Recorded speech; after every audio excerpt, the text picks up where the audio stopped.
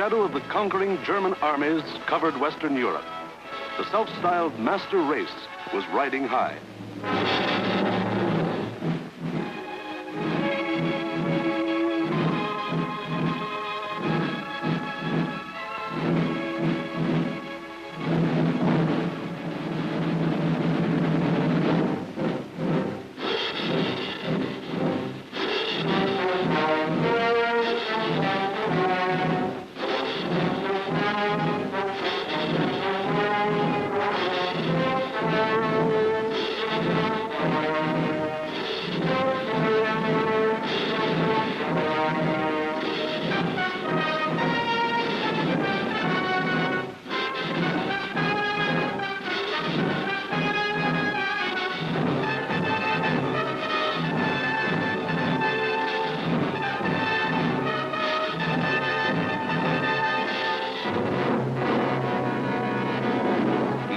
Adolf Hitler stood just as Napoleon had stood more than 100 years before, and looked across the English Channel to the one fighting obstacle that stood between him and world domination.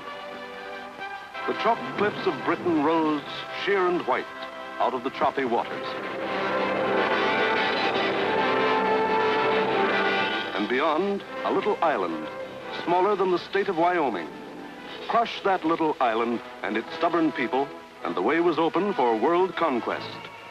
The fall of Austria, Czechoslovakia, Poland, Denmark, Norway, Holland, Belgium, France had given him more than 100 million slaves to work for him or starve. The preliminaries were over. It was time for the main event, the Battle of Britain.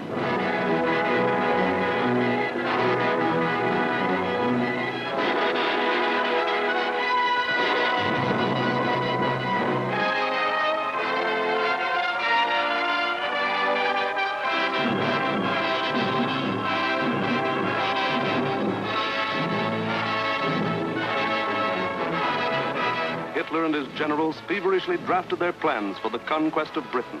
Every detail must be anticipated. A slip now might wreck the whole timetable of world conquest. 6 weeks of final preparation went into those plans. 6 weeks to determine the history of 1,000 years. The thing was foolproof. See for yourselves how simple the whole operation was to be. Look. German plan for invasion of England. Phase 1. Knock out the Royal Air Force and its bases. Get control of the air and the sea lanes across the channel. Follow the Blitz plan that had wiped out Poland, the Low Countries, and France. Destroy communication and transport lines. Above all, get command of the air. Phase 2. Pulverize the coastline with dive bombers. Drop parachute troops to take over the airfields and establish beachheads.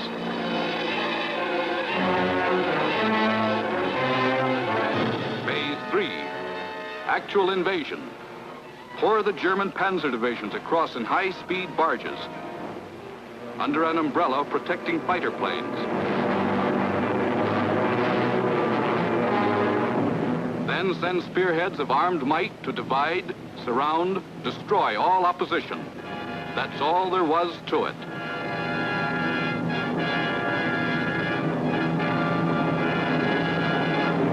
Conquer Britain. Force the surrender of the British fleet. Then, with the combined sea power of Germany, Britain, Italy, France, and Japan, he could control the seas and tell us where to head in.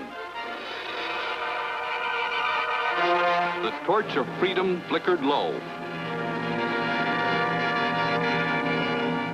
On the Channel invasion coasts, more than 100 fully equipped German divisions were singing the Nazi theme song, "We are sailing against England," as they waited the word from Hitler.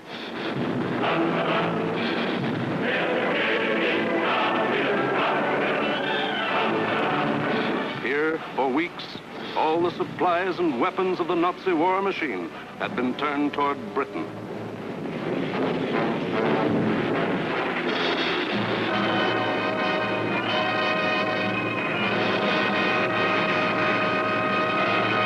The of the Nazi whale were set to swallow Jonah. And what about Jonah? How was he doing? Well, Britain also had an army, but it was an army dragged from the sea at Dunkirk.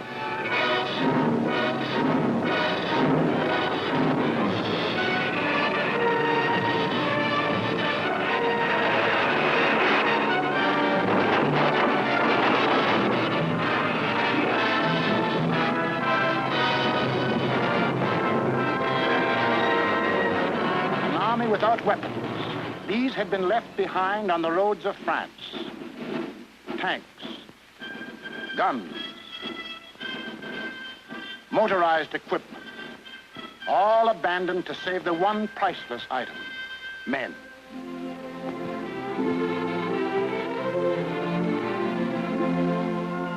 In all of Britain, there was not enough equipment for one modern division.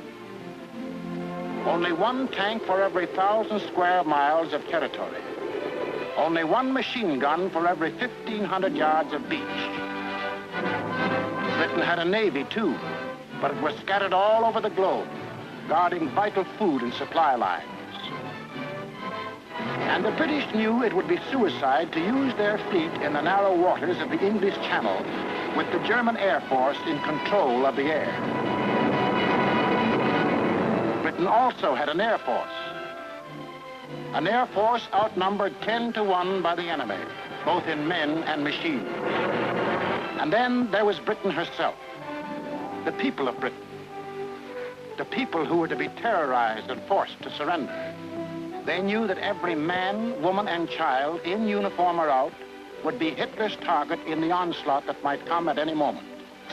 They knew they had a job to do, and not much time to do it in. The young, the not so young, and the old. The clerk, the butcher, the farmer, the member of parliament, they formed the civilian army, Britain's home guard.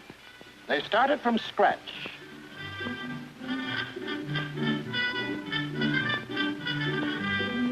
Experience, equipment,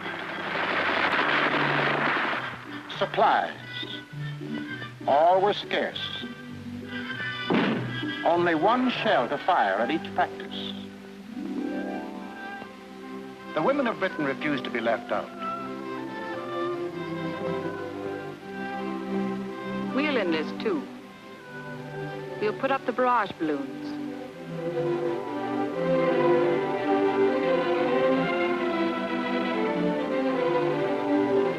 Man the ack-ack guns. We'll run the railroads and get the trains through on time. Ferry the planes.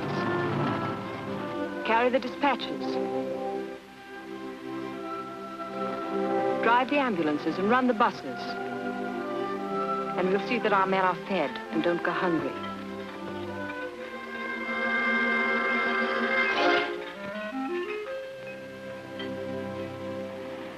Others worked, men and women alike.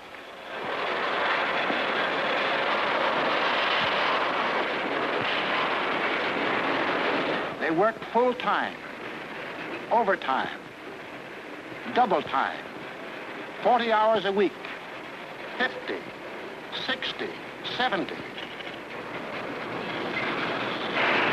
Hours meant nothing. Fatigue meant nothing. Until the government forced them to cut down hours because overfatigue was hurting production.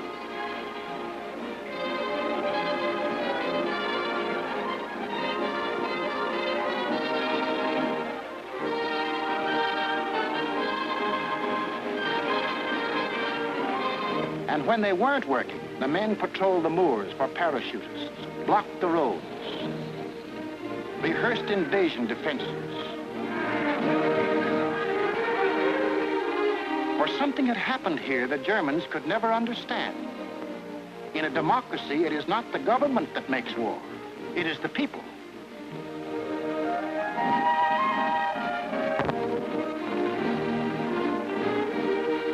To lead them, the people had chosen Winston Churchill as their prime minister. And he spoke the words in every British heart when he said, "We shall defend our island, whatever the cost may be. We shall fight. Landing ground, in fields, in streets, and on the hills, we shall never surrender." This was Britain in its darkest hour. The people knew they were in for the worst the Nazi mind could invent, yet they didn't panic or run away. They patrolled and waited. They drilled and waited. They worked and waited. Waited for the terror they knew was coming. Then it came.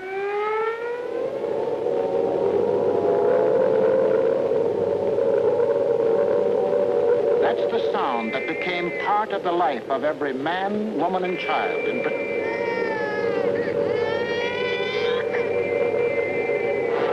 August 8th, 1940, and the battle for Britain is on. 30 enemy aircraft over the channel, flying due west.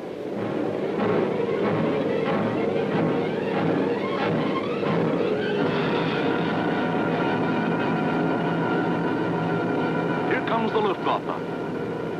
In dozens of flights, hundreds of planes,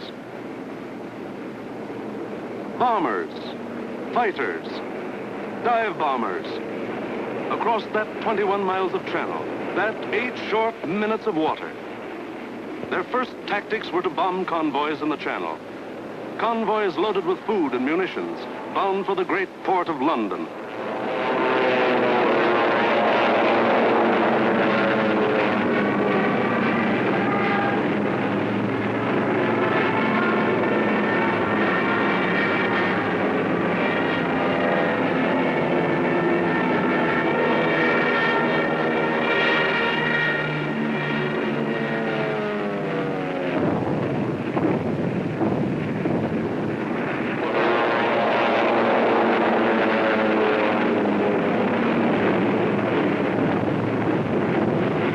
German fighters waited overhead for the defending planes of the Royal Air Force, the RAF, to appear.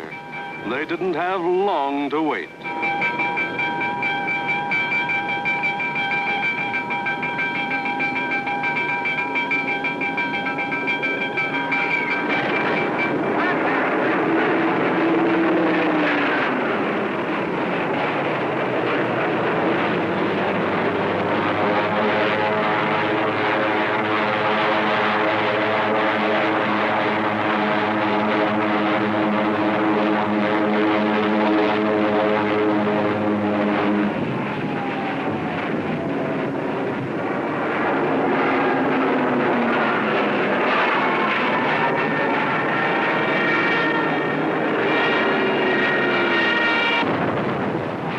RAF came, facing odds of 6, 8, 10 to 1, and dove in, shouting the old hunting cry, "Tally-ho!"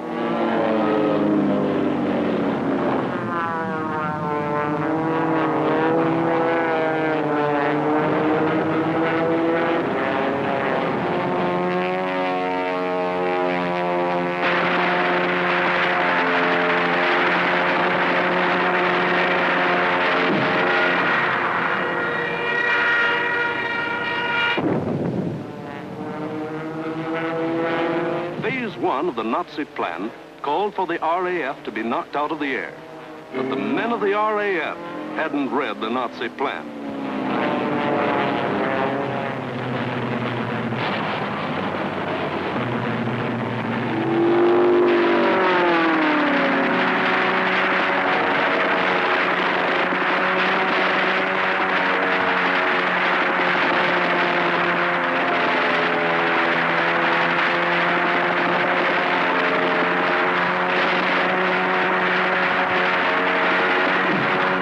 First 4 days, the RAF knocked 182 German planes out of the sky.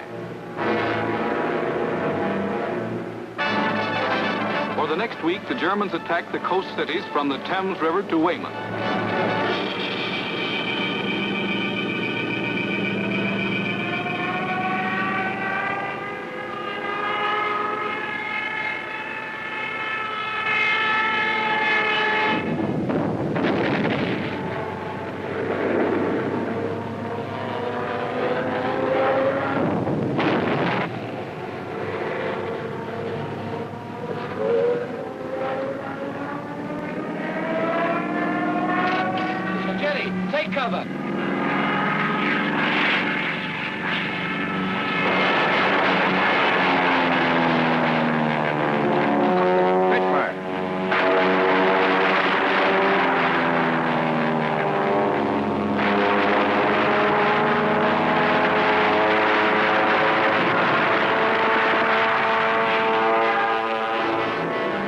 paid off with 180 more planes. Then the Luftwaffe battered the great port towns of Southampton, Plymouth, trying for a knockout before the flow of supplies from overseas. The ports took a terrible pounding, but they couldn't be knocked out. Cargoes went on being unloaded with the protection of the RAF overhead. Battling the Spitfires and Hurricanes in the air wasn't panning out. So Goering switched his main attacks to the fighter airfields, Dover, Deal, Hawking. Maybe he could destroy the planes on the ground. He bombed the airfields, and the fields were hit. But the planes were saved. For Britain, unlike Poland and the Low Countries, didn't make the mistake of bunching its planes on the runways. The planes of the RAF were scattered and hidden, only a few on any one field, and those in the far corners. The Spitfires still went up to meet the enemy. In the first 10 days of the Battle of Britain, Goering launched 26 major attacks to get command of the air and lost 697 aircraft. The British lost 153, and 60 British pilots bailed out.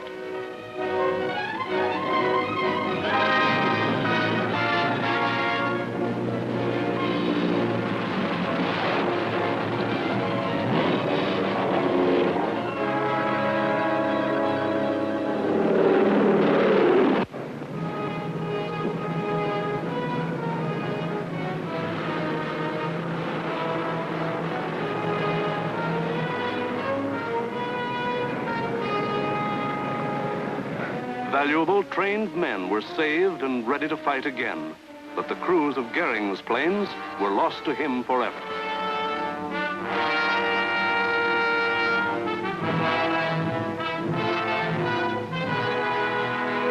The pace was too hot. Something was going haywire. The Nazis had to call time out. On a 2,000-mile front, from Norway to France, the whole Nazi Blitz program was being stalled because the RAF was still in the air, fighting against England.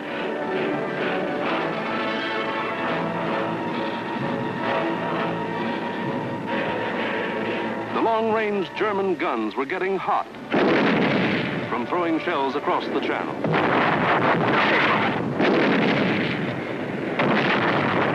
In public, Hitler assured the Germans, "Mr. Churchill tells his people that England will win, but I tell you that victory will belong to Germany." But in private, he sent for Goering, the boss of the Luftwaffe, and put him on the hot seat. Goering was told to do something and do it quick. So on August 30th, he ordered all-out attacks on inland aerodromes and industrial centers. Maybe he could knock out the RAF on the assembly line. And he adopted new tactics, too. More fighters and fewer bombers. Or maybe he just had fewer bombers to send. Anyway, those he did send were well protected. Fighters above at high altitudes. Fighters on both sides. Fighters in the front and in the rear. Fighters weaving in and out of the bomber formations. Britain, winner of the first round, was ready. With higher morale and sharper defense. Improved listening posts were set up all along the coast and warned of the enemy's approach before he left the continent. A quick flash from the control station to the fighter station. And pilots were on their way to meet the enemy while he was still over the channel.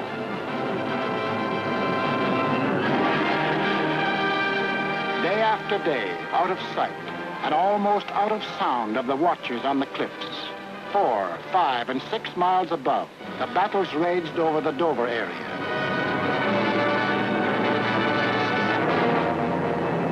The Dover area became known as Hell's Corner. By sheer weight of numbers, the enemy again and again broke through the coastal defenses.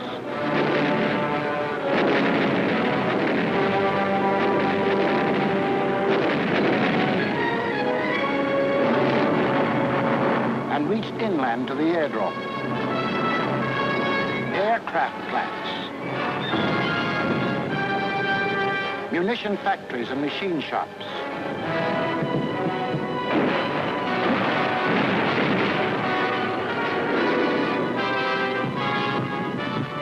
Hello, gunfire in the southeast. Right.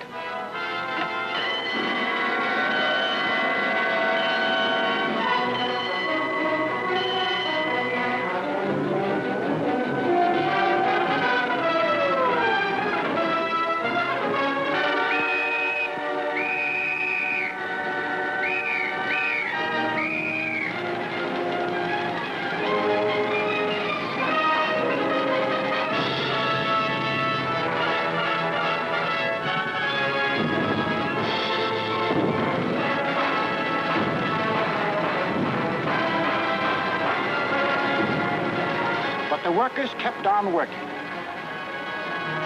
and the RAF kept on flying. These few men with wings, alone in the sky, behind their motors and machine guns, were shooting down more than the Luftwaffe.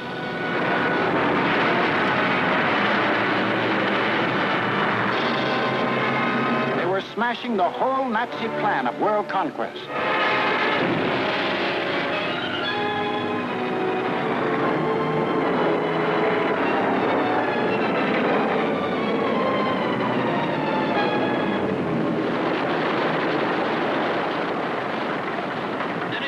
Johnny? 109 destroyed, Freddie, yes. Oh, good show.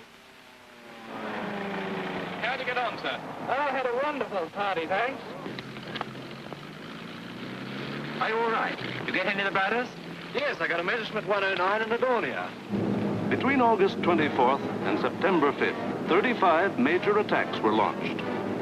They cost the Germans 562 planes, while the British lost only 219 planes and saved 132 pilots. Invasion plans were going completely haywire. The Nazis were blind with rage. The German mind has never understood why free people fight on against overwhelming odds. Hitler now knew he was superior in every weapon except the weapon of spirit. So he told Goering, break that spirit. Crush the people. Crush the spirit of democratic life itself. Invasion now would have to wait. The Nazis would avoid the RAF and smash the great city of London into the rubble heap they had made of Warsaw and Rotterdam. Could London take it? Even the people themselves didn't know the answer. The defenses they trusted in were London's hastily assembled anti-aircraft, the Ack-Ack guns, the balloon barrage which kept the raiders at high altitudes. The Royal Air Force, now down to its last reserves, and the plain, downright guts of people.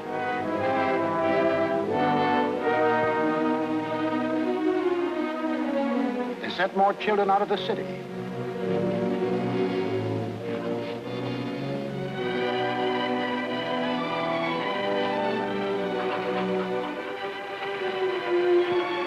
Tightened air raid precautions, stationed more airplane spotters, rehearsed firefighters, moved into bomb shelters.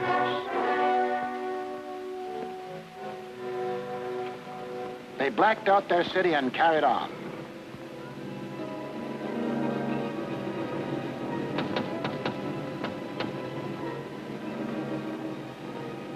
The first blow aimed to crush the British spirit came on September 7th.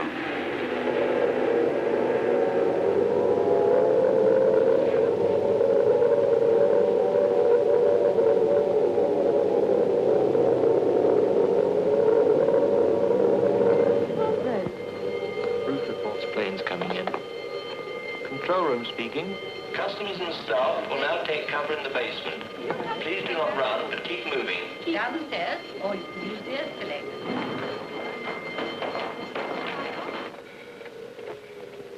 Third floor, clear. Second floor clear. First floor, clear.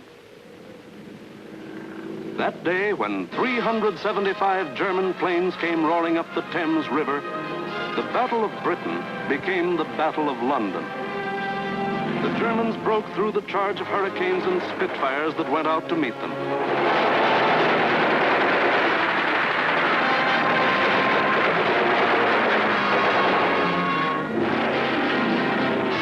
Gone was any pretense of aiming at military objectives. This was just savage destruction.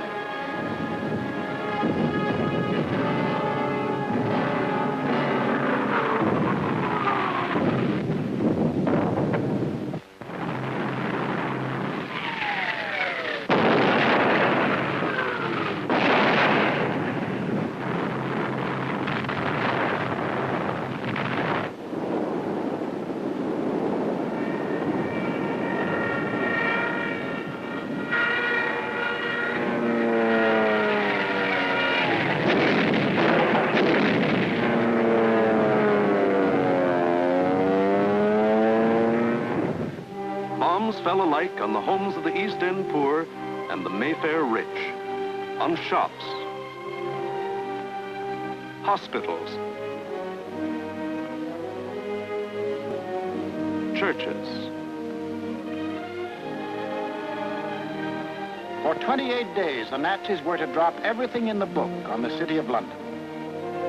Tons upon tons of high explosives, delayed action bombs that exploded days later, torpedoes that sheared away whole buildings. And underneath the war in the air, the war of the man in the street went on.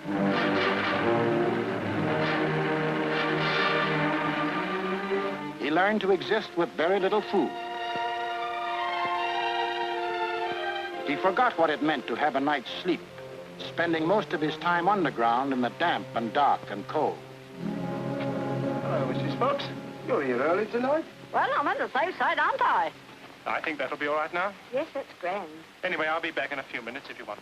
Now, how are we going to get you up there? Get a young man to lift you up. Barney? Hello. Tell this young lady to lift up. Righto, I'm coming.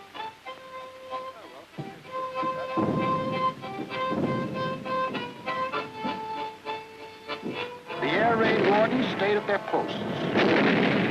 Doctors and nurses worked on steadily as the bombs crashed all around them. Rescue squads labored night and day. Hi, Gordon. The ground's up. Is she dead? Right, Doug. Firemen said, nuts to the bombs and battled to put out fires. This was life in the Blitz. Against all the rules of Nazi warfare, Britain was refusing to crumple up. Across the Channel, the enraged Goering took personal command of the operations.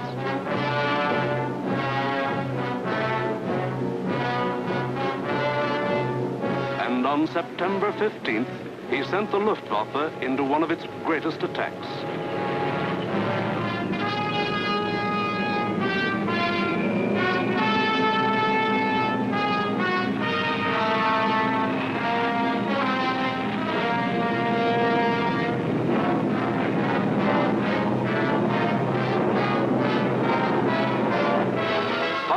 German bombers and Messerschmitt fighters roared over the English coast. Stormouth calling. Planes heard 3 miles southwest. Shout for hostile planes approaching from the southwest. The British met the challenge by throwing in everything they had.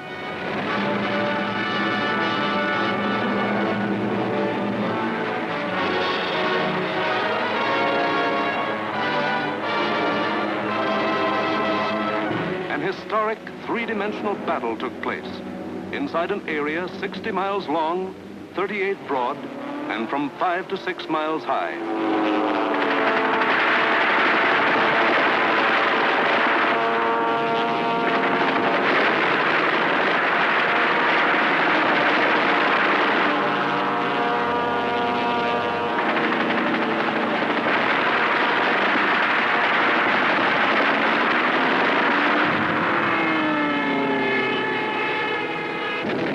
200 individual dogfights took place within the first 30 minutes of the raid.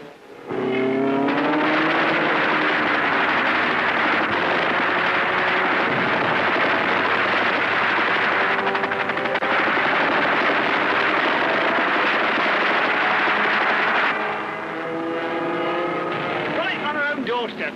Oh, what a scrap.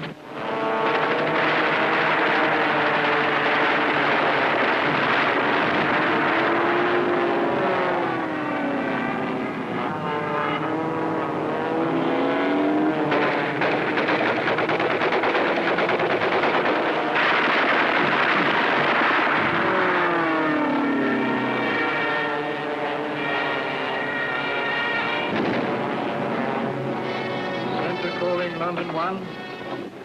Thank you, Center. We'll keep a lookout for them. Hostile formation to the south. Some of the German bombers broke through London's defenses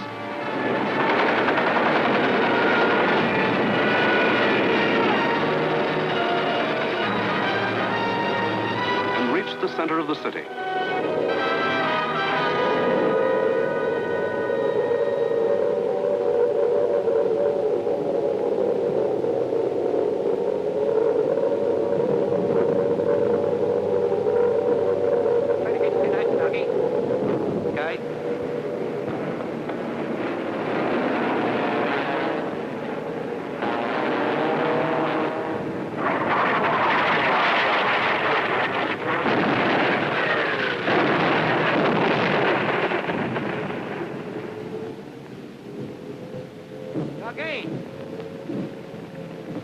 Ducky, where are you?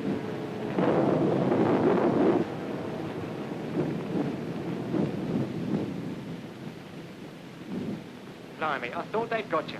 Who, me? Nah, I had me fingers crossed.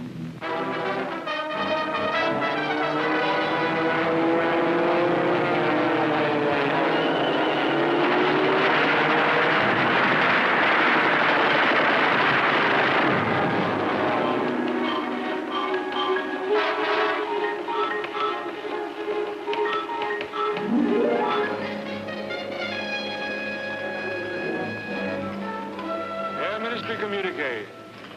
The biggest bag yet. 185 enemy aircraft shot down. End of message. Of the 500 German planes that came over that day, more than 1/3 were shot down. In the 28 days of terror from September 7th to October 5th, the Nazis dropped 50 million pounds of bombs on the city, killed 7,000 helpless civilians, and wounded 10,000 more. Bombs fell on Buckingham Palace,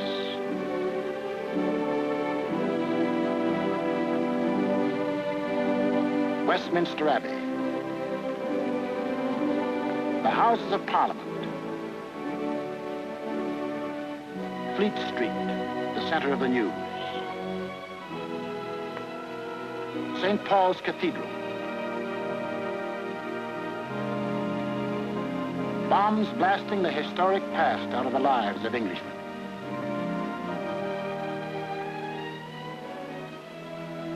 But in these 28 days, the Nazis lost 900 planes and their crews. The more they sent over, the more were shot down. The British Spitfire had proved to be one of the deadliest weapons ever put in the hands of man. If this kept up, pretty soon no more Luftwaffe. The frantic Nazis had to pull a new one. They did. On October 6th, they changed to night attacks. Maybe that way they could avoid those deadly Spitfires and Hurricanes. Maybe that way they could crush the stubborn British spirit. Never mind control of the air. Never mind Phase 1, Phase 2, Phase 3. Now to concentrate on bombing the people themselves into submission and make them cry for mercy.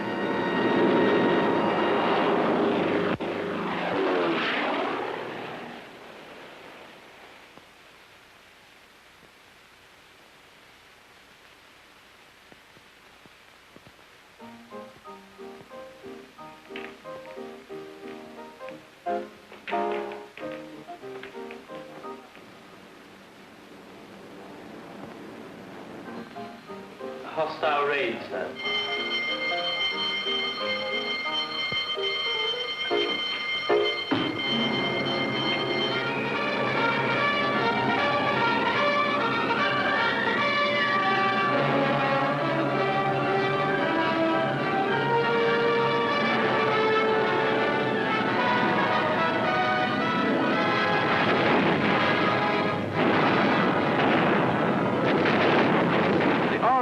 Wasn't much help at night.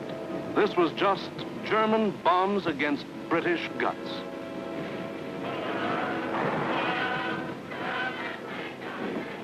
Harvey? Hello, Jack. Sound happy enough down there tonight, don't they? Yes, they're all right.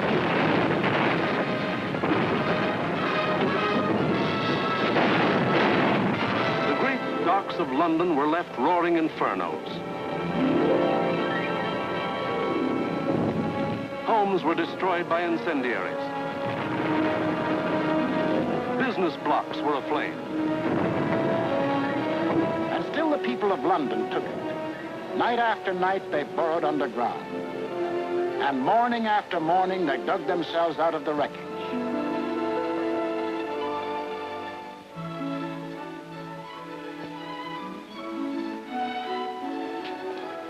Good morning, Mrs. Ford. Good morning, Mr. John. See you tonight. Right here. Come on, Bessie.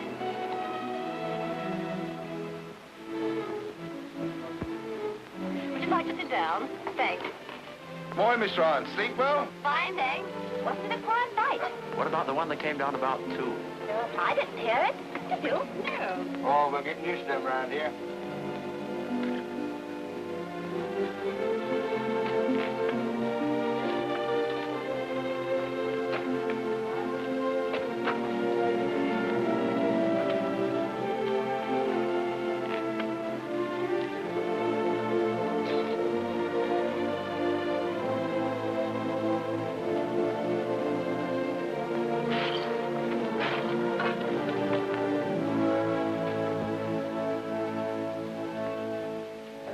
Better go away from this for a bit.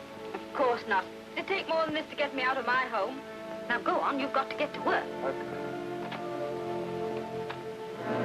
The Battle of London was the battle of the people of the city. In spite of bombs and fire and death, they got to their desks and workbenches to spend another 10 or 12 hours working, working, working. The British spirit was stronger than ever. And the RAF was flying higher than ever. Not only higher, but farther. SIO, operation for the night. GP 1562, EP 781. 10 aircraft. You'll find, I think, a decent photograph of the submarine yard, sir. There's a very good one taken the other night, Monty. Was that? A bit further along. That's it. Those are the submarine yards. Just there. Yes. Well, chaps, this is your target for tonight. It's the submarine and shipbuilding yards at Bremen. It's a vitally important target, and it's got to be hit hard. In the midst of this life and death struggle, the British found strength not only to defend, but to counterattack with what few bombers they could get together.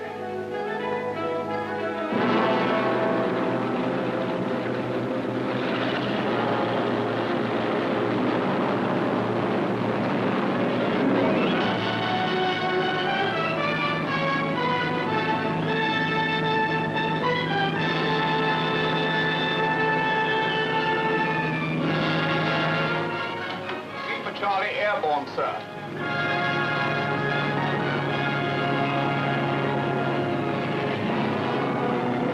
Hello, rear gunner. Can you hear me? I'm okay, Skipper. Hello, operator. Everything okay? Well, it seems to be all here, sir.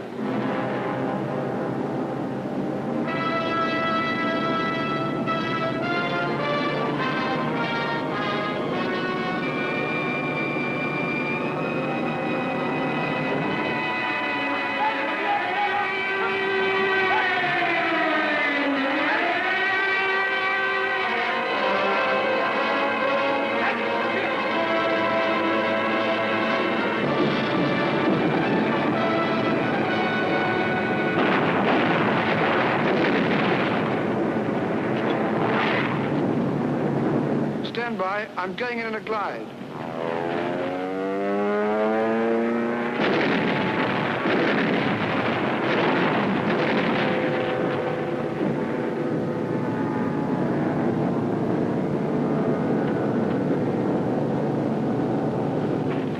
Steady.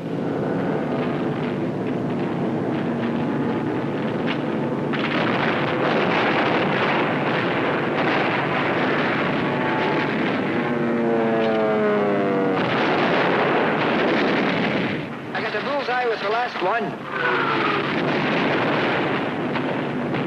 Here was the RAF giving it back. Hitler cried, "Night gangsters! For this crime I will exact 1,000-fold revenge." All the available German night bombers were put into the air.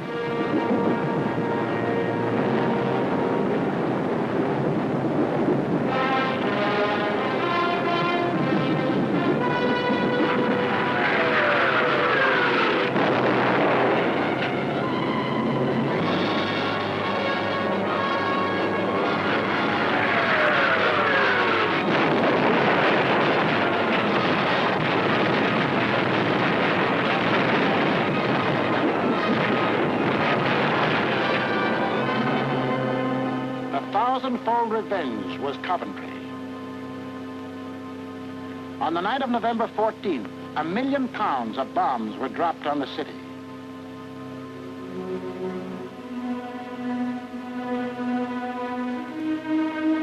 Coventry was smashed as flat as Warsaw and Rotterdam.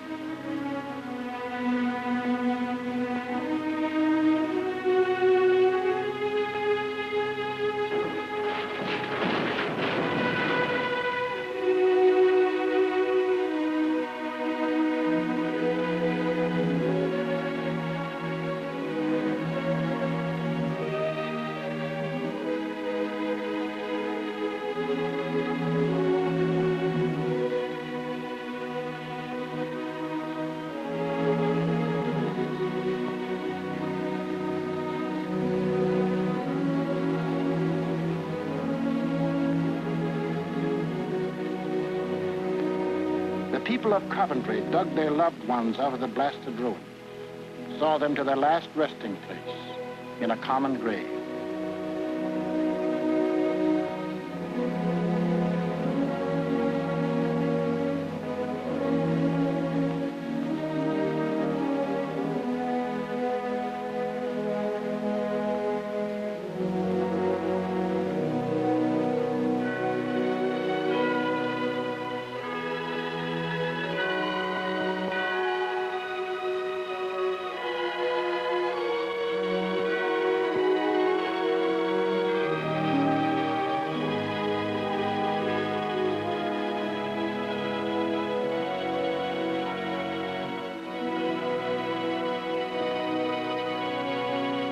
Hitler could kill them, but damned if he could lick them.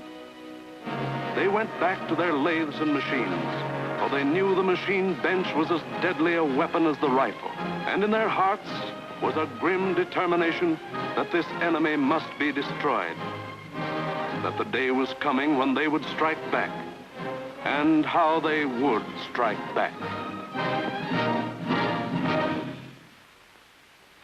Christmas, 1940.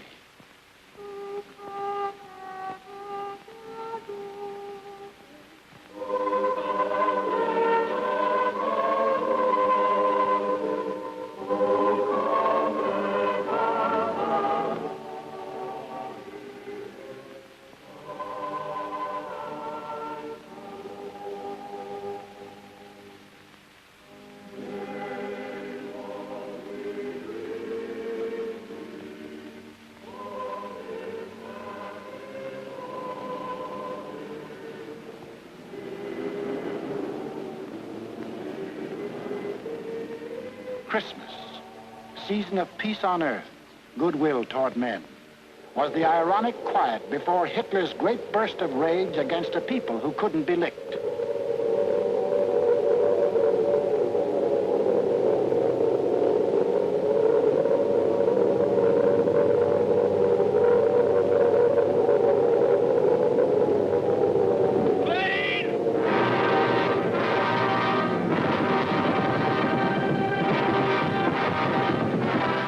Bomb them into submission, so he would burn them to ashes.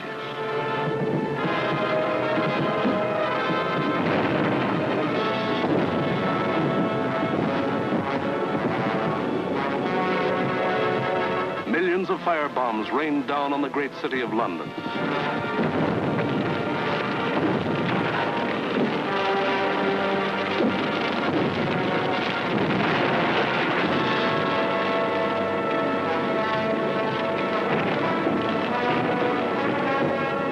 In a matter of minutes, More than 1,500 different sections of the city burst into roaring flames.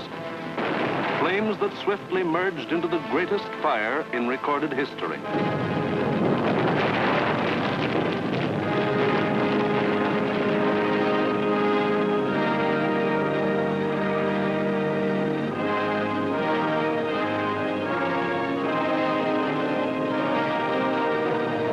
In the midst of all the fire and destruction, vital water mains were shattered. Water pressure was almost entirely cut off. Heroes of the night were men of the London Fire Brigade who stretched temporary hose lines out to the center of the Thames River, struggling through mud and slime. For the Nazis had carefully picked a night on which the Thames River had one of the lowest ebb tides on record.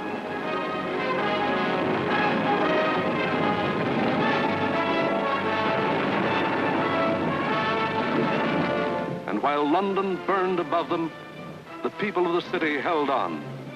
Chin up and thumbs up. They knew this was the people's war, and they were the people.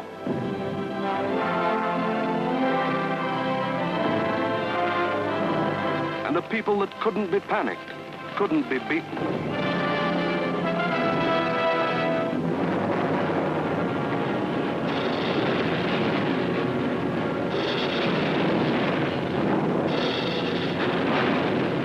In the months to come, the British were to suffer many such bombings and burnings.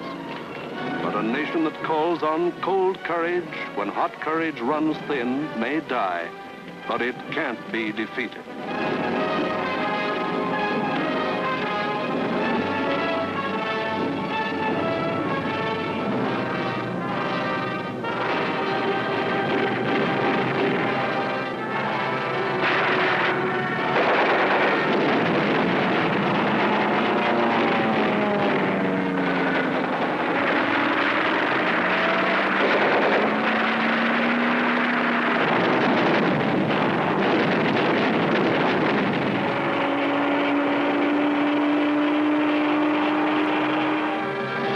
The Battle of Britain was won, but not by Hitler. Hitler had lost the battle. He had lost 2,375 German planes and their crews. For the first time, it was the Germans who ate the bitter dirt of defeat. Gone was the legend of their invincibility. For a solid year, the Nazis struck Britain with all their might. They leveled thousands upon thousands of homes and damaged millions of others. They killed more than 40,000 men, women, and children, and seriously wounded 50,000 more. But not one single Nazi soldier set foot on British soil. But Hitler couldn't stop, and in our next film we will show how he had to turn to the east again. Why did the Nazis lose the Battle of Britain? First, because a regimented people met an equally determined free people, and the free people made them quit cold. We've been bombed, dive bombed, high-level bombed, machine gunned, been through 2 invasion scares. The last lot we had the house down about our ears. But we're still sticking it, and we're going to stick it. Second, because this was a new kind of war, and the RAF were the men who could fight it. These were the men who belonged to what Hitler called those weak, soft democracies. The British did more than save their country. They won for the world a year of precious time. It was not only for the people of Britain, but for the people of the world that Winston Churchill spoke when he said, "Never in the field of human conflict was so much owed by so many to so few."